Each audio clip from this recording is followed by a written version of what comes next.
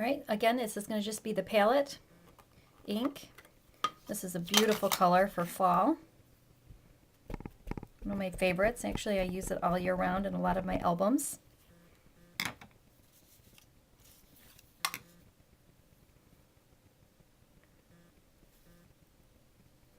And then just above there. That looks good.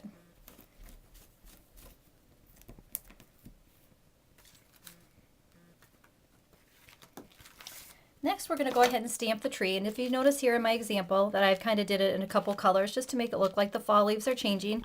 This is a beautiful set. This is brand new. This is by Art Warehouse.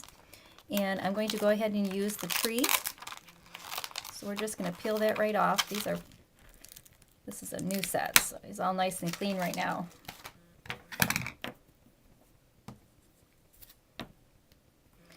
All right, to get that nice fun color, you're just going to go ahead and stamp into all three of these inks. Let me move these over just for a second here. I'm using the Landscape and the Cognac and then the Umber. So you're just going to go ahead and load the ink a little bit to the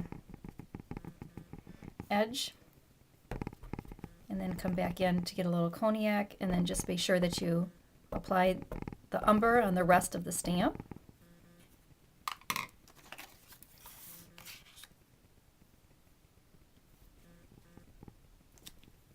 Very nice. And again, I'm just wiping off my stamps with a Clorox wipe. Baby wipes work good. I like to use the Clorox. It's bleach free and it seems to do a little bit better job on cleaning off the ink. And then this little flourish here is the 7 Gypsies set. This is the Notting Hill set. I absolutely love this flourish. So we're going to go ahead and just take that right out. I'm going to adhere that to my black. I'm just going to do it at an angle even though I'm not using the entire stamp. And then I'm going to stamp that in the corner there using the Umber. So load your ink on. Make sure you got a good coverage. And then I just eyeball it anywhere. Each one's going to look a little different.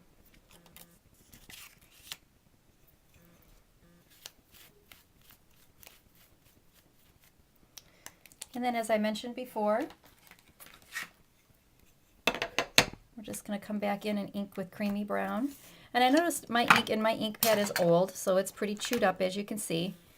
But I've got a nice big one here that I have that's creamy brown, and sometimes if I just need it to be a little bit more refreshed and I don't want to necessarily refill it with ink and have it oversaturated, I'll just quickly dab into my large ink pad, and then that gives it enough ink just to kind of do the job that I need. That way my color stays similar instead of re-inking and having a real dark one. Now you can see a little bit of the shiny tape of where I actually had taped that onto the paper to run through the printer. But we're not going to really even notice that by the time you adhere it to your acrylic. So we're going to go ahead and actually run more tape right around that. I'm not going to hit in the center though.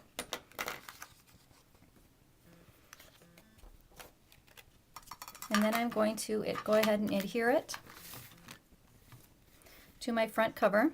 And I just want to kind of center it, have it maybe a little bit closer to the right hand side.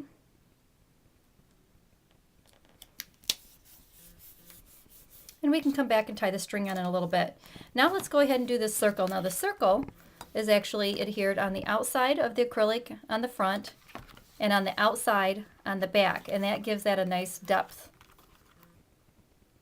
So let's go ahead and do that. You want to go ahead and locate your 1 1/2 inch